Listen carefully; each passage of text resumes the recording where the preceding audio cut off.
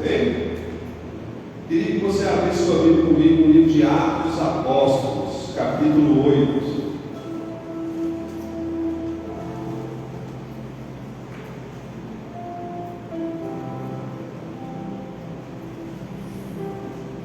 Atos dos Apóstolos, capítulo 8. Amém?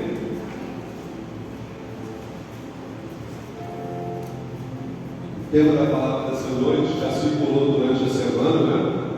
Já estava nos grupos da igreja, nas redes. Chama o livro de Atos dos Apóstolos para os dias de hoje. Tema da palavra. Atos, capítulo 8. E aqui no versículo 1. Amém? E Saulo estava ali consentindo na morte de Estevão. Naquela ocasião da morte de Estevão, desencadeou-se grande perseguição contra a igreja em Jerusalém. Todos, mas todos, exceto os apóstolos, foram dispersos pelas regiões da Judéia e de Samaria. Alguns homens piedosos sepultaram Estevão e fizeram por ele grande lamentação. Saulo, por sua vez, devastava a igreja, indo de casa em casa, arrastava homens e mulheres e os lançava na prisão. Versículo 4.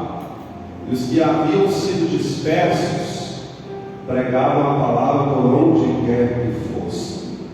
Você pode repetir esse versículo 4 comigo, igreja? E os que haviam, fala mais forte, igreja, e os que haviam sido dispersos pregavam a palavra por onde quer que fosse. Indo Filipe para uma cidade de Samaria, ali lhes anunciava a Cristo. Quando a multidão ouviu Filipe e viu os sinais miraculosos que ele realizava, deu unânime atenção ao que ele dizia, e os espíritos imundos saíram de muitos, dando gritos, e muitos paralíticos, muitos foram curados. Assim houve grande alegria naquela cidade. Amém. Senhor, nessa noite nós oramos para que o Senhor fale conosco, não por causa de nós, mas apesar de nós. Porque em tudo e em todas as coisas nós somos mais que vencedores por meio de Cristo Jesus. Nessa noite nós oramos, levantamos um clamor na igreja brasileira, pelos cristãos, pelos servos do Senhor. O Senhor continue falando na noiva do Senhor, falando da tua igreja, falando do teu corpo, porque a igreja é o corpo do Senhor, é o corpo vivo, é o organismo vivo do Senhor, do qual o Senhor é a cabeça. Então nessa noite nós oramos e pedimos a dispensação do teu Espírito, o entendimento do que o livro de Atos pode nos ensinar nos dias de hoje. Amém. Amém, igreja? O livro de Atos dos Apóstolos tem 28 capítulos. E os 28 capítulos durou um período de aproximadamente 30 anos. Então eu diria, vou até mais além, eu acho que foram os 30 anos mais promissores, efetivos, bíblicos e cristocêntricos que talvez tenha existido na era da igreja. Porque depois que o livro de Atos encerra e outras gerações vieram, nunca mais foi a mesma coisa. Mas esses 30 anos marcaram a história. O livro de Atos começa no capítulo 1 com uma descrição sobre a pessoa de Jesus, assunto aos céus, os discípulos tendo que permanecer em Jerusalém, porque Jesus disse assim: fiquem em Jerusalém, até que do alto vocês sejam revestidos de poder. Porque quando vocês forem revestidos de poder, vocês vão sair de Jerusalém para onde vocês forem, ninguém vai poder segurar vocês. E foi o que aconteceu. O livro de Atos é Atos dos Apóstolos. O que aconteceu depois da morte e da ressurreição de Jesus? Como ficou o mundo naquela época? sociedade naquela época, depois que Jesus ressuscitou? Como é que ficou o coração dos discípulos, dos apóstolos, sem Jesus agora? Depois que eles recebem o poder, o que diz lá em Atos, capítulo 1, versículo 8? Todo mundo decora esse versículo do discipulado, né? Mas recebereis poder ao descer sobre vós o Espírito, e sereis minhas, tanto em Jerusalém, como Judéia, e Samaria, e até os confins. E o livro de Atos dos Apóstolos comprova o que foi falado em Atos 1:8. Os 30 anos, né, que é o período aí que acontece do capítulo 1 ao capítulo 28, é uma prova do cumprimento de 1:8. E eles receberam o poder. Quem aqui tem poder de Deus dentro de você? Quem aqui é cheio do poder de Deus? Eu me lembro que no fim dos anos 90, eu me converti ali em meados dos anos 90, e tinha muito movimento naquela época, no sentido de. Tinha até uma frase pronta naquela época, né? Vamos buscar poder. Vamos para o monte, vamos buscar poder. Entendeu aquela galera? Buscar poder, vamos buscar poder. Tinha um lance de buscar poder, né? Buscar poder, buscar poder. Aí hoje, depois de muitos anos, a gente já amadurecendo na fé, eu fiquei pensando hoje, depois de muitos anos, buscar o que ele já tinha. O poder sempre teve dentro, sempre aí dentro. Mas eles tinham uma sensação de culpa tão grande, né, que parece que naquela época nada era suficiente. Então tinha que buscar poder. E pelo menos eu tinha um problema muito sério naquela época, melhorou muito hoje. As pessoas caíam no poder, a expressão cair no poder. As pessoas enceravam o chão e caíam no poder, chutavam a cadeira, enceravam o chão e levantavam. O mau caráter era deles, o malandragem era deles, as coisas erradas eram deles. Não dava nada. E eu tinha muito conflito naquela época, que eu falava assim: se a pessoa cair no poder de Deus, ela não pode levantar do mesmo jeito. Ela tem que levantar muito diferente do que ela caiu. Mas nunca foi assim. Sabe por quê? Era emoção. Não era Deus. Eram as emoções, né? Era um mover tão grande que a última década que mais se converteu pessoas em igrejas evangélicas foi a década de 90. De 90 a 99. Quando virou os anos 2000, as conversões diminuíram quase 70%. Não sei se vocês já sabem desses dados, mas quando a gente passou para os anos 2000, as conversões diminuíram em massa. Será por quê? Por que as conversões diminuíram muito? E nos anos 90, convertia, eu lembro que tinha culto, e 30 pessoas iam na frente aceitar Jesus, tinha 30 visitando na igreja do domingo. Você falava, no fim do culto, você fazia um apelo, vinha 30 pessoas aqui na frente chorando, gastava quase meia hora para fazer a confissão de fé daquele tanto de gente que tinha vindo aqui. Hoje quase não se vê nem visitantes nas igrejas. Os tempos são outros, né? As coisas, mesmo porque Deus faz nova todas as coisas. O jeito que Deus falava nos anos 90 não é o jeito que Deus fala hoje. Consegue entender isso? Porque Deus não vai ficar falando da mesma maneira, porque a sociedade mudou. As coisas, os valores imutáveis de Deus não são sempre os mesmos, mas como Ele fala, como Ele trabalha, como Ele age, já não é mais do mesmo jeito. É diferente. Quando eu converti aqui, nós tínhamos 150 jovens nessa igreja. Ou era mais um dos 150. Então, eu estou até falando ali agora dentro da sala do Davi, na reunião nossa sobre livro, dizendo que nos anos 90, os pastores eram descansados.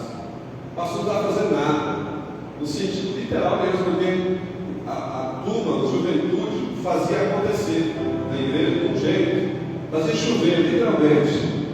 Rapaz, nós trocávamos o telhado dessa igreja, fez calçada, saía 3 horas da manhã evangelizando quem estava dormindo na rua, usando droga, saía pregando faixa de cartaz. Pai, a gente fez isso demais aqui, é muito mesmo. Eu não sei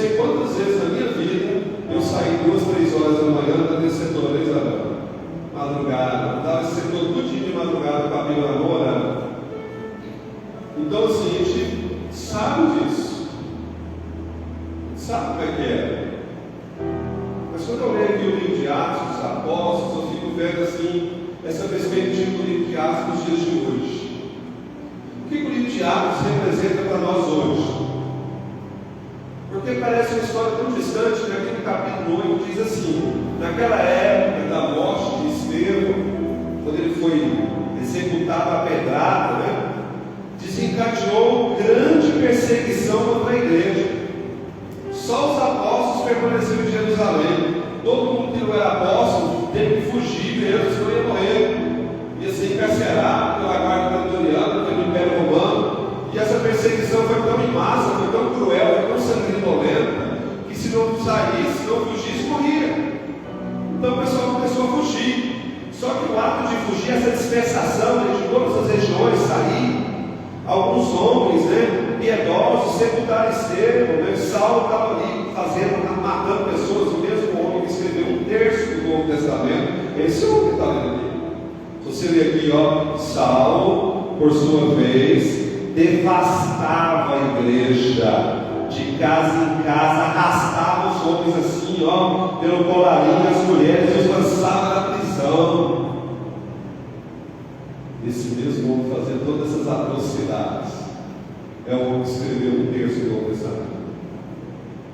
É o mesmo homem que escreveu depois de muitos anos, né? A minha graça te basta, porque o meu poder se aperfeiçoa na tua vida. Você fica lendo essas histórias, eu fico vendo como que o Evangelho muda pessoas.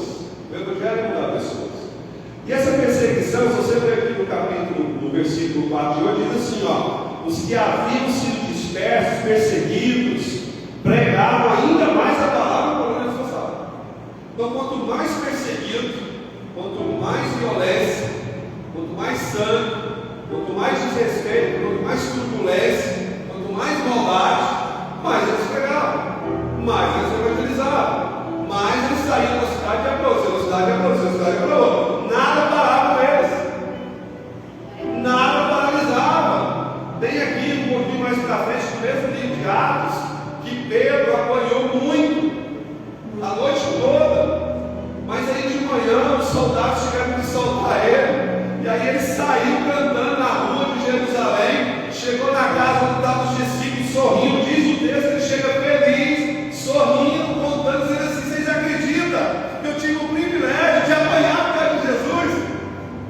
Ele chega contando, rindo, divertido, falando assim: vocês acreditam? Olha que alegria, eu apanhei por causa dele, me bateram essa noite toda por causa dele, e contando assim, como se tivesse outra coisa melhor do mundo.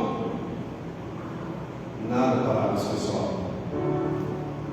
A violência não parava eles, a agressão física não parava eles, as calúnias não paravam eles, o desrespeito não parava eles, as mentiras não paravam eles, as cadeias não paravam eles.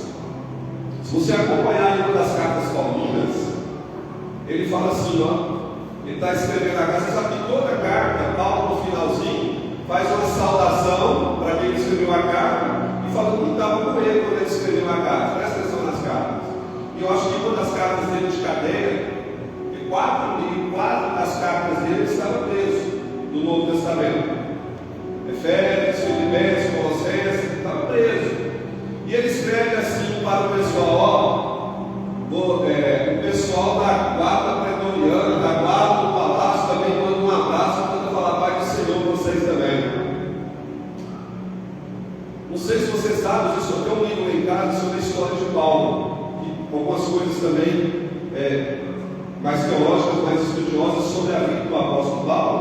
E quando ele estava preso ali os 2 anos em Roma, ele era preso numa carcerária, numa casa, e as pessoas podiam visitá-lo nessa casa. Ele ia receber visita, mas ele tinha que ficar sendo uma troca de guarda. Diz alguns historiadores que toda a guarda, durante os 2 anos que passava dia ou noite com ele, todo mundo converteu.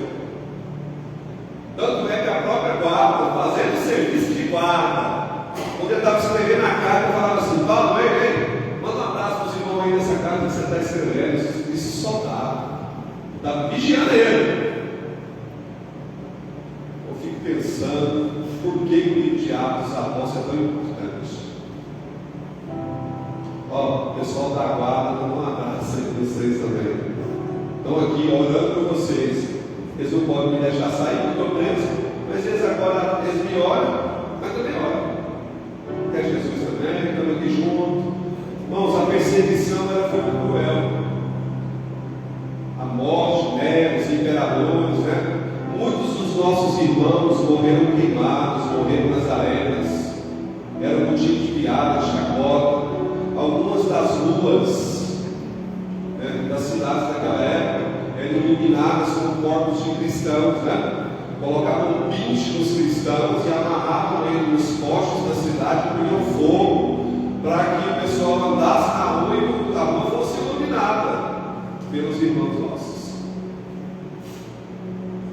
Quando não muitos soltavam os nossos irmãos no Coliseu e soltavam e deixavam os leões 3, 4 dias sem comer, e depois soltava lá 100, 200 cristãos e soltava os leões e era uma festa. Diz alguns historiadores que no fim do dia o sangue estava na altura da canela. Não, amigo, que no fim do dia o sangue estava na altura da canela. E esses são os nossos irmãos. Mas nada para esse pessoal. Nada. Você é resiliente? Você se acha uma pessoa resiliente? Pastor, o que é resiliência? Resiliência é uma palavra muito bonita aqui no português, eu gosto. Resiliência é a capacidade de suportar intempéries, pressões, adversidades e se manter da mesma maneira. Nada faz você mudar. Isso é resiliência. Quantos aqui se consideram pessoas resilientes? Todo mundo aqui se sente uma pessoa resiliente? Amém? É difícil, não é? Tem tanta coisa na nossa vida que a gente não tem vontade de ser resiliente. Mas a resiliência é do cristão. E aqui nós vamos ver no livro de Atos que Paulo se converte no capítulo 9, não é? Paulo estava indo para Damasco para pegar carne, para matar mais pessoas, para perseguir mais cristãos. Só que ele estava em cima de um cavalo. E no meio desse caminho, ele cai do cavalo. Repete comigo, igreja. Cai do cavalo. Aceitar Jesus é cair do cavalo. Você pode falar isso? Aceitar Jesus é cair do cavalo. É cair do cavalo. Você descobriu que você não tinha razão em nada. E ele já cai do cavalo cego. Interessante, ele ouve a voz e cai cego. A luz do clarão, e ele já cai sem enxergar nada. E a primeira pergunta dele é: quem és tu, Senhor? Quem é o Senhor? Chama de Senhor, né? E engraçado é que o pessoal que estava com ele ouviu a voz. Estava enxergando, mas ele não estava enxergando, o pessoal ouviu a voz. E o que a voz disse para ele? Né? Eu sou Jesus, a quem você persegue. Rapaz, eu fico imaginando eu no lugar de Paulo ouvir essa voz. Essa brincadeira esperto todo dia das pessoas que tinha matado. E bem recente Estevão, né? Estevão tomou pedrada, Paulo estava sentado assistindo e as roupas de Estevão estavam no pé dele. Ele assistindo e dizendo: mata mesmo. Joga a pedra mais para a direita, mais para a esquerda. Não, a pedra tem que pegar na fonte. Paulo estava orientando as pedras lá.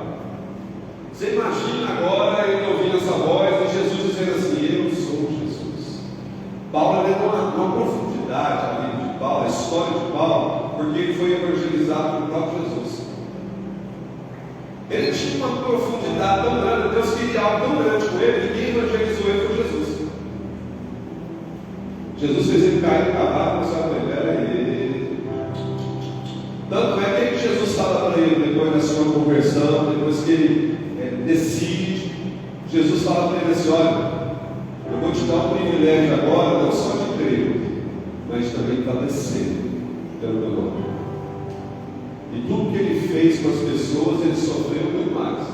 Tanto é que ele vai escrever para Coríntios, ele vai dizer assim, que ele sofreu ações, várias ações, que ele já passou 15 dias no mar, em alto mar, em naufrágio, em desespero. desesperança, perigo de morte, fome, nudez, frio, escassez.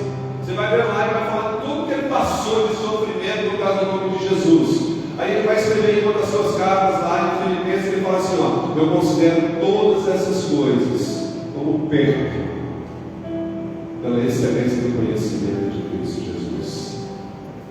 Tudo que eu tinha, eu considerei como esterco, para que eu pudesse ganhar a Cristo.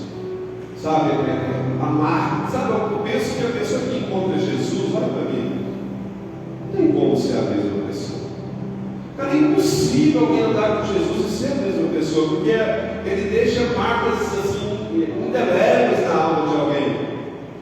E aqui a perseguição corria frouxa, e mortes, pedradas, humilhações, vergonha, mas nada os paralisava. Nada. Frio? Não. Pobreza? Não. Falta de dinheiro? Não. Não tinha comida? Não. Doente? Não. Nada paralisado. O livro de Atos dos Apóstolos é uma aula para a igreja nos dias de hoje. Eu acho que o livro de Atos dos Apóstolos ele traduz para nós hoje, contextualizando, trazendo para os dias de hoje, é que eu e você não temos o direito de parar por causa de nada. Porque a nossa vida é muito melhor que desses homens. Esses homens não tinham internet, esses homens não tinham rede social, esses homens não tinham mídia, esses homens não tinham nada a favor deles, eles só tinham perseguição, eles só tinham humilhações e vergonha, mas eles não pararam. E a minha pergunta para você nessa noite é: quais são as coisas que te fazem parar? Um olhar de um irmão te faz parar? Faz ou não? Te faz ou não? Um olhar de um irmão te faz parar ou não? Sabe qual a diferença? Você vai ter essa resposta, sabe qual a diferença também? Depende do tipo de fé, da maturidade de fé que você já chegou. Pessoas imaturas paralisam por causa do olhar de alguém. Você para por causa de uma afronta de alguém? Você para por causa de um desrespeito de alguém? Você para por causa de um dedo em risco no seu nariz de uma pessoa que nem te conhece? Você para porque a sua esposa disse que não vai mais andar com você, que não quer nada de igreja, o seu marido fala, a sua esposa fala, porque seus filhos não querem ser crentes? Você para. Quais são as coisas que te fazem parar? Porque se você ainda, na sua resposta, achar coisas que te fazem parar, você ainda está no processo de conversão. Ainda tem muita coisa para mudar. Porque o objetivo, o alvo da vida cristã é o seguinte: é chegar no nível de fé, no nível de caminhada, no nível de serviço, no nível de reino, que nada, absolutamente nada e nem ninguém me para, porque eu sei o meu lugar em Deus e quem eu sou nele. Glória a Deus. Amém. Quantos querem chegar nesse nível de maturidade? Amém. Glória a Deus. Quantos já se veem nesse nível de maturidade? Ou se você não entende isso, nós não entendemos isso, a gente não avança. Aqui no capítulo 9, Jesus disse para Paulo assim, lá no versículo 16: mostrarei a ele o quanto deve sofrer pelo meu nome. Olha a primeira notícia, pastor Daniel, que ele recebe após a sua conversão. Agora que ele recebe Jesus como Senhor e Salvador, olha a primeira notícia que ele recebe de Deus: eu vou te mostrar quantas coisas você deve sofrer por causa do meu nome. Essa é uma das raivas, eu diria assim, talvez até ódio, do pastor Paul Washer nos Estados Unidos, missionário do Peru, quando ele vai pregar. Ele fala assim: as pessoas falam de Jesus como uma oração papal. Você repete comigo: eu recebo Jesus como Senhor, Salvador, e ali beleza, fez a oração secreta.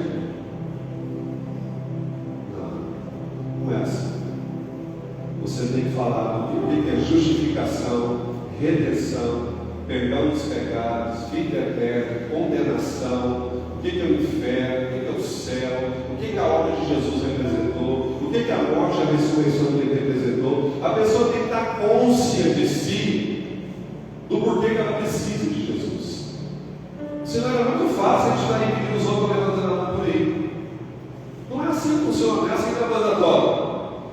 A gente precisa mostrar Jesus para as pessoas no dia certo, porque senão ela vai parar no meio do caminho.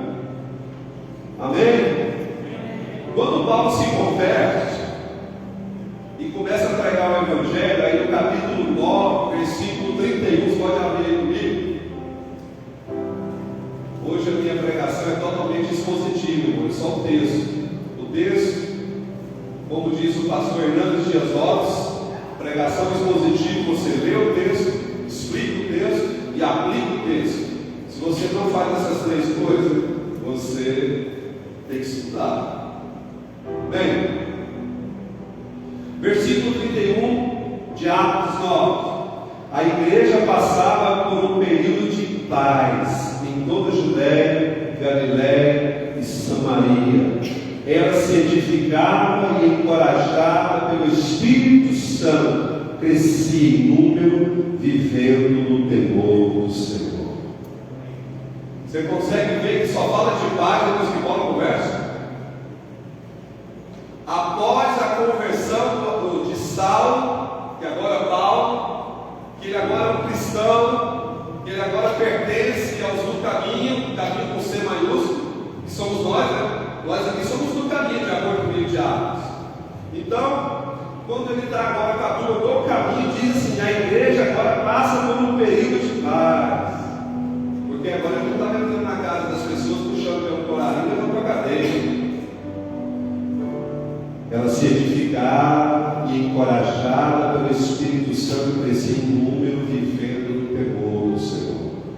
O que faz uma igreja avançar, o que faz uma igreja crescer, é todo mundo junto, vivendo no temor do Senhor. É todo mundo junto, edificando uns aos outros em amor. Um tem salmo, um tem canto, um tem palavra, um tem uma palavra de edificação. E aí o corpo se junta, todo mundo se fortalece. Isso é igreja. Amém? Isso é bom, não é? Glória a Deus por isso, igreja. Atos capítulo 10, agora por favor, versículo 42. Atos 10, 42. 43, perdão. Todos os profetas dão testemunho dele, de que todo que nele crê recebe o perdão dos pecados mediante o seu nome. Então Pedro ainda estava falando essas palavras. O Espírito Santo desceu sobre os que ouviam a mensagem. O Espírito Santo desceu sobre quem, igreja? Sobre quem, igreja? Sobre quem ouvia. O Espírito Santo descia sobre quem? Sobre quem ouvia. Como era nos anos 90? Diferente. O Espírito Santo desceu sobre as pessoas que ouviam a mensagem. Amém? Os judeus convertidos que viram e vieram com Pedro ficaram admirados que o dom do Espírito Santo fosse derramado até sobre os gentios, pois os ouviram falando em línguas e exaltando a Deus. A seguir, Pedro diz: pode alguém negar a água e impedir que este seja batizado? Eles receberam o Espírito Santo como nós. Então ordenou que fossem batizados em nome de Jesus.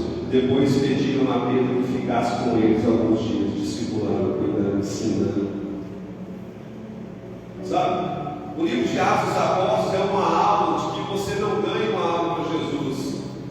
Não é assim que funciona. Você ganha, você cuida, você anda junto, você discipula, você ama, você batiza, você ensina, você deixa ela pronta para depois ela ficar sozinha e dar conta de andar. Eu sou do escola, então eu não tive essa sorte. talvez a palavra certa seja sorte. Porque fala-se de discipulado na igreja muitos anos. Toda a vida falou de discipulado na igreja. E o meu discipulador, o que me deu discipulado nos anos 90, era um homem que conhecia a Bíblia de trás para frente, de frente para trás. Ele, tudo que você falava da Bíblia, sabia. Era um homem assim, afiado na escritura. Eu assisti 5 aulas de discipulado com ele. Na 6ª aula de discipulado, eu descobri que ele estava lá no Horizonte bebendo com as 5 mulheres e nunca mais voltou aqui. E aí eu não achei ninguém. Fiquei sozinho. Mas eu pensava comigo assim, mas eu não posso lá no jantar, eu tenho que ficar aqui. Eu acho que é certo, o jantar está errado. Você viu, eu era novo, convertido, mas no meu processo eu entendi assim, lá o jantar não é para mim, eu tenho que ficar aqui. Aí eu fui buscar o socorro, porque é sempre assim. Eu achei socorro no pastor Haroldo, que hoje é pastor da igreja de Cristo lá em Palmas. Pastor Haroldo da Bahia, ele é de Itabuna. Pastor Haroldo é o seguinte, ele fala assim umas 2 oitavas abaixo. Você nunca vai ver o pastor Haroldo nervoso. Sempre sossegado, trabalhando. Eu ia lá para a casa dele, ele punha eu sentado assim na calçada, sentado do meu lado, e ele toca violão e canta até hoje. Na voz bonita. Ele gosta de cantar louvores, vencedores por Cristo. Esse pessoal que a igreja normalmente não ouve, né? Gosta de cantar esse pessoal. E aí ele cantava essas canções para mim, aí ele falava assim, Edgar, deixa eu te falar uma coisa. O importante não é se eu ganhei 100 quilos para Jesus.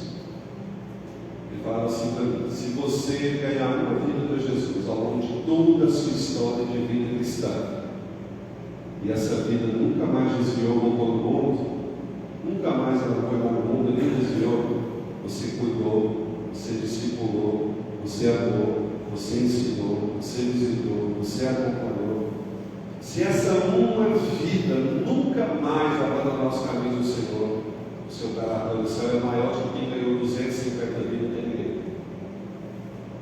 E toda a vida falava para mim, não é muita gente que faz a diferença, é cuidar de uma pessoa que faz a diferença. E você falava para mim nos anos 90, eu achei socorro do pastor Haroldo. O pastor Haroldo é bom demais, e a esposa dele, a pastora Rosilene, sangue é quente, bravo, e assim, firme. Às vezes ela falava uns negócios bravos com ele assim lá na casa dele. Eu olhava para ela assim e falava, isso aí. Mas gente, é só de voz. Por que você está falando assim? Aí ela falava, ela começava a me olhar na cara dele, passou para você lá. Ele quebrava, mas eu aprendi, ele entendia o livro de Atos. Você ganha as vidas, você cuida das vidas, você batiza as vidas, você faz o melhor das vidas, você não abandona elas. E aqui você vai ver que o Espírito Santo descia. A pregação mais simples que essa que Pedro deu, Pedro chamou todo mundo e falou assim: olha, vocês, se crer no nome de Jesus e confessar Ele e crer no nome dele, vocês vão receber perdão dos pecados no nome dele. E as pessoas ficavam lá admiradas, uma coisa tão simples sair de um pescador. Então é isso? Se você confessou, se você crê, se você entender que isso é verdade, isso entrar dentro de você, e no nome dele você crê, todos os seus pecados são perdoados. Gente, isso é uma mensagem poderosa. Sabe que dia que essa mensagem vai deixar de ser poderosa? O dia que Jesus voltar. Aí realmente não vai ter mais força. Mas enquanto nós estamos aqui, é chegado o tempo do arrependimento e do perdão. Amém? Amém. Aleluia. Capítulo 11 de Atos, versículo 26. Estou encerrando. Versículo 25 e 26 de Atos 11. Então Barnabé foi a Tarso procurar Saulo, e quando o encontrou, levou-o para Antioquia. Assim, durante um ano inteiro. Durante quanto tempo, igreja? Barnabé e Saulo se reuniram com e ensinaram a muitos. E em Antioquia, os discípulos foram pela primeira vez chamados cristãos. Onde é que nós fomos chamados de cristão pela primeira vez? Em Antioquia. Os dois reuniram as pessoas. Agora pensa comigo, igreja. Você se reunir com um homem que você sabe que ele tinha encarcerado e matado muitas pessoas, e agora esse homem está no seio da igreja, e ele está sentado ensinando você. E você está ouvindo ele provavelmente desconfiado, pensando assim: será que esse cara converteu mesmo? Ou será que esse cara uma hora vai dar um surdo aqui e vai prender todo mundo e matar nós? Sei não. Não sei se esse cara converteu não. Mas Barnabé e Saulo ficou um ano em Antioquia ensinando. E foi lá que eles descobriram. Sabe a verdade? Eu sei quem eu sou. Eu sou cristão. O que é um cristão? Cristão é um pequeno Cristo. Simples assim. Quando você é chamado de cristão, as pessoas estão dizendo que você é uma espécie de pequeno Cristo, uma espécie de miniatura dele, representante dele, embaixador dele. Quantos gostam de ser chamados de cristão aqui? Agora lá no 12:5. Vou falar de intercessão, você vê o que é uma igreja diferenciada, irmãos? 12:5. Pedro então ficou detido na... Onde é que Pedro ficou preso, irmãos? Mas a igreja fazia o quê? Orava intensamente a Deus por ele. Sabe o que eu espero da Igreja de Cristo do Rio Formoso? É que nos dias mais difíceis da minha vida, eu tenho a convicção do meu espírito que vocês estão orando por mim. Eu não quero que vocês vão lá mudar a minha luta. Eu não quero que vocês vão lá sofrer comigo ou passar o que eu tiver que passar. Mas eu quero ter certeza de estar passando o que eu preciso passar. Eu tenho uma igreja que vai estar orando. Isso é amor. Vocês vão talvez estar passando os dias mais difíceis da vida de vocês. Demônio. Mas você vai ter certeza que tem alguém que está orando por você. Aqui diz, ó, e orava intensamente a Deus por ele. Sabe? Pedro sabia, João sabia, os apóstolos sabiam que mesmo preso, mesmo encarcerado, mesmo com ameaça de morte, existia uma multidão de pessoas que oravam por eles, que intercediam por eles, que clamavam por eles. Eu acho que isso era um dos motivos que dava mais segurança de estar nas cadeias. A cadeia não fazia medo, porque na cabeça dele falava assim: eu estou aqui preso, mas uma centena, dezenas de milhares de pessoas estão orando por mim, então eu não posso ficar com medo. Nada vai me parar. Amém? Não tem maior prova de amor do que orarmos pelos outros, irmãos. Amém? Bora lá, vamos para a parte final, capítulo 13.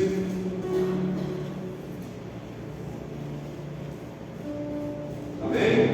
Versículo 49, capítulo 13. A palavra do Senhor se espalhava por toda. A palavra do Senhor se espalhava por toda. E quem é que fazia essa palavra espalhar? Quem que faz a palavra espalhar? Quem que faz a palavra espalhar, igreja? A resposta certa que você deveria responder agora é: eu. Dá a chance de você acertar agora na prova. Se fosse uma prova agora, você já estudou, fez a revisão. Quem é, irmãos, responsável por espalhar a palavra? Quem? Não, não é você. A obrigação é do pastor. Se o pastor não está fazendo, ele tem que fazer. Afinal de contas, ele carrega o nome do pastor. A obrigação dele. Eu não quis ser pastor, não ele que quis. Ele tem que fazer esse negócio. Muita gente tem essa mentalidade, infelizmente. Aqui diz: a palavra do Senhor se espalhava por toda a região, mas os judeus incitaram as mulheres piedosas de elevada posição e os principais da cidade, que provocando perseguição contra Paulo e Barnabé, os expulsaram do seu território. O que fizeram com Paulo e Barnabé? Aqui já não era mais Saulo, já está sendo chamado de Paulo, né? Quando viu que as pessoas estavam convertendo, largando a magia, largando o ocultismo, largando a malandragem, largando a idolatria, o povo desesperou e falou assim: meu Deus, o prejuízo financeiro aqui vai ser grande. Esse povo agora é crente, desse jeito enjoado, e tudo tem que ser certo, tudo tem que ser debaixo da palavra. Aí pegaram Paulo e Barnabé e o expulsaram da cidade. Então vocês podem ir embora aqui. Nós não queremos vocês aqui. Sabe o que eu aprendo com isso, irmãos? Não é todo mundo que vai crer no Evangelho. Mas não é por isso que eu não vou pregar. Não é por isso que eu não vou falar. Amém? E aqui diz assim, ó, versículo 51. Estes quem? Paulo e Barnabé, sacudiram o pó dos seus pés em protesto contra eles e foram para Icônio. Os discípulos continuaram cheios de alegria do Espírito Santo. Ué, vocês não querem eu ir? Eu vou para outro lugar. Se outro lugar não quer eu vou para outro lugar. Se outro lugar não quer, eu vou para outro lugar. Haja o que houver, a palavra precisa se espalhar. Quantos aqui tem pressa que a palavra se espalhe? Você tem pressa? Então espalha a palavra. Amém, glória a Deus. O livro de Atos, irmãos, eu precisava de um tempo para falar muita coisa sobre o livro de Atos. Eu não tenho esse tempo. Tem muita coisa aqui, tem muita pérola, tem muito ouro no livro de Atos. Amém? Não vou colocar muita coisa, não, senão a gente não vai ter esse tempo. E o livro de Atos é um livro que nos ensina que a igreja é uma igreja que precisa estar em movimento. O livro de Atos é a prova de que a igreja é uma igreja em movimento. Ela anda, ela se movimenta. Não de movimento em movimento, não de festa em festa, não de evento em evento. A igreja é uma igreja em movimento em direção ao pecador, ao ímpio, ao perdido, ao desvalido, à viúva. São esses. A igreja é uma igreja em movimento em direção a essas pessoas. Prisões, cadeias, seja lá o que for, tristezas, nada pode nos paralisar. Que você não aceite ser paralisado. Você pode se colocar de pé, por favor.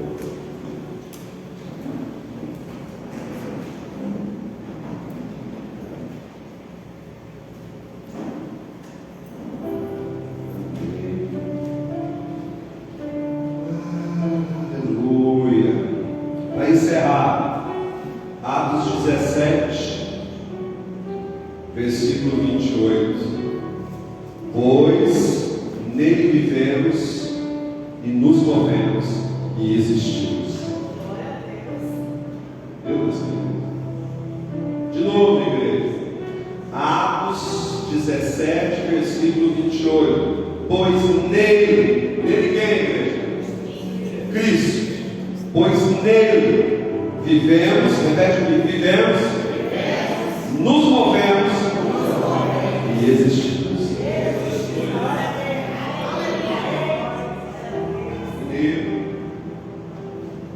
Nele nós nos movemos, é nele que a gente existe. Ele só existe na obra de Jesus. Fora da obra de Jesus não existe existência. Tudo fora de Jesus é morte, é sepultamento, é condenação eterna. Só existe existência em Cristo. Só existe um jeito de existir em Cristo. Quero que você tenha o seu coração em paz, que o livro de Atos dos dias de hoje possa te ensinar. Se você não fizer, tem alguém que está fazendo. Se você não pregar, tem alguém que está pregando. Se você não orar, tem alguém que está orando. Isso é a coisa mais linda do Evangelho, sabia? E não quer dizer que você não faça, que não tem quem está fazendo. Não quer dizer que você não tenha coragem, que não tenha pessoas que tenham coragem. Essa é a coisa mais linda do Evangelho. Sempre tem alguém por Jesus, é sacrificar tudo por Ele. Sempre tem. Sabe por quê? Porque a obra dele. É Ele que chama, é Ele que escolhe, é Ele que diz: ei, é você. É você que eu quero. É Ele que te escolhe, é Ele que te chama pelo nome, é Ele que te conhece, é Ele que perdoou os seus pecados. Eu quero que você tome cuidado com o pecado, porque o profeta lá no Antigo Testamento diz que Deus pega os nossos pecados, todos os nossos pecados, mas todos, até o que a gente vai cometer ainda, e lança no mais profundo abismo. E aí eu compro uma vara de pescar, compro uma carretilha, compro uma linha boa, compro uma isca boa, jogo, põe uma cestinha aqui boa.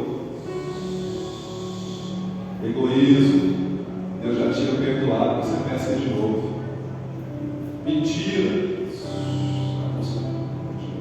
irmãos, Ele já perdoou, esquece disso, se perdoa, não pesca de novo não. E que você seja a pessoa responsável para fazer a palavra se espalhar. E no dia que não quiserem ouvir o Evangelho, que você limpe o pó dos seus pés bem na cara da pessoa, para ela ficar bem ciente. Você fez o que você precisava fazer. E agora ela não está mais expulsa da culpa. Eu me lembro que há alguns anos atrás nós fomos fazer um evangelismo em Ponta Caiana, perto de Trindade. Nós fomos a igreja toda aqui fazer um evangelismo em Ponta Caiana. E nós andamos no setor todo de Ponta Caiana, todas as ruas, todas as casas. A gente bateu de porta em porta, todo o setor. E aí a gente dividiu em grupos de 2. Eu não lembro quem ficou comigo. Nós fomos em grupos de 2. E eu cheguei numa casa, que a casa era arame farpado, não tinha muro. E a casa era muito funda, assim, era longe do arame farpado, era um portãozinho. E eu peguei e bati pau. Tinha uns 5 homens sentados na área, sem camisa, fumando maconha e com uma lata de cerveja. E eu falei assim: eu posso falar com vocês um minutinho? Aí os caras levantou, eu para nós e falou assim: eu acho que vocês ir embora agora, só para não bater vocês. Aí a pessoa que estava comigo falou assim: vambora que eu quero ganhar não. Eu falei assim: ó, não se divide aqui não, mas da hora vai ter um evangelismo do filme Jesus lá na praça principal da cidade. Vamos passar no telão lá de fora e vocês podem ir lá. Aí eu falei, aí ele rezou: você não ouviu não, eu quero que vocês ir embora. Aí o cara puxou minha roupa assim e falou assim: bora.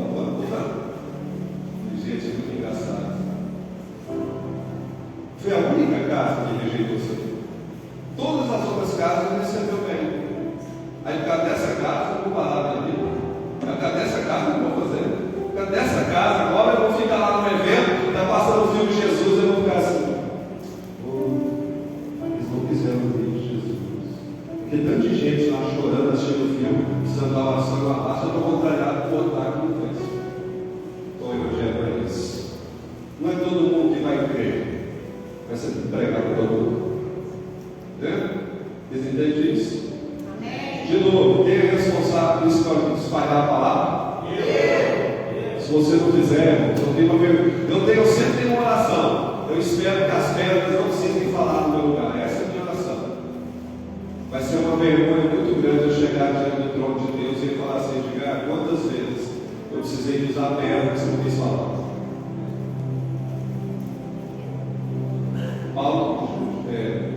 O apóstolo Pedro fala assim: ó, eu estou falando do que eu vi e do que eu ouvi, e não posso parar de falar. E para encerrar, Pedro disse assim, quando ele saiu da cadeia pela primeira vez, Pedro era meio assim, meio frequentador de cadeia, era constantemente que estava preso, era frequentador de cadeia do Paulo Pedro. E ele, uma vez nas suas cadeias que ele saiu, o pessoal dos judeus chamou ele já fora da cadeia e falou assim: ó, se você prometer para mim, se você prometer aqui agora para nós, você não vai mais falar de Jesus, nós não te prendemos mais e está tudo em casa.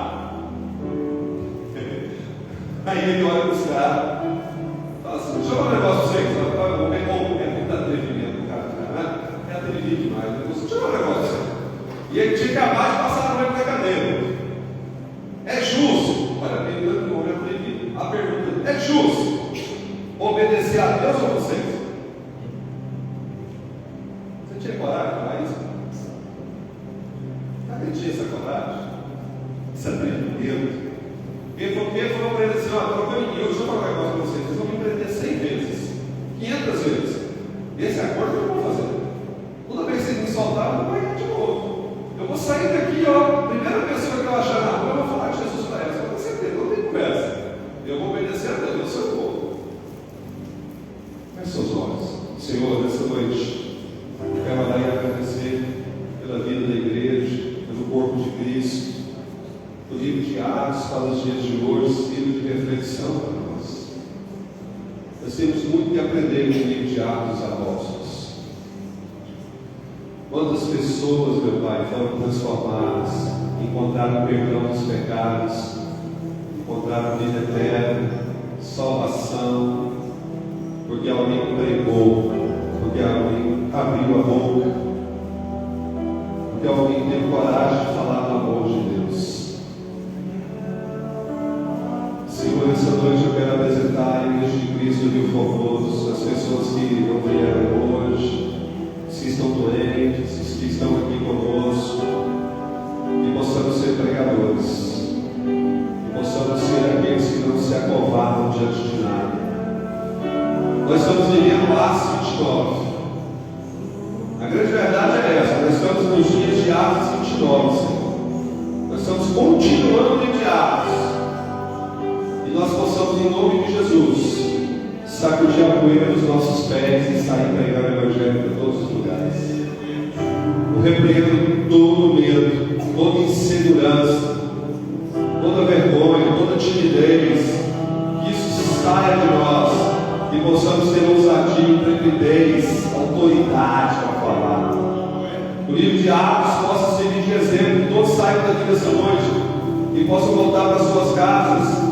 Que eles possam ainda hoje, essa semana, ler todo o livro de Atos, os 28 capítulos, e perguntar para Deus assim, depois que terminarem todo o livro, o que o Senhor vai falar comigo nessa noite. Porque o Senhor vai falar diferente de cada um. Porque aqui todo mundo ouve o Senhor. Aqui todo mundo ouve o Senhor, te conhece e tem uma Bíblia. Todo mundo aqui tem o Espírito Santo dentro dele. Todo mundo aqui tem o Senhor habitando dentro dele. Essa é a coisa mais linda, Jesus, que hoje o Senhor fala com todos nós. Então nós queremos, em nome de Jesus, que o livro de Atos para os dias de hoje é serviço, pregação, é entrega, é vida. Mesmo que nos custe a vida, que possamos ser resilientes, firmes nos propósitos eternos do Senhor. Se tem alguém no nosso meio conhece Jesus como Senhor e Salvador, você levanta a sua mão, nós vamos orar por você.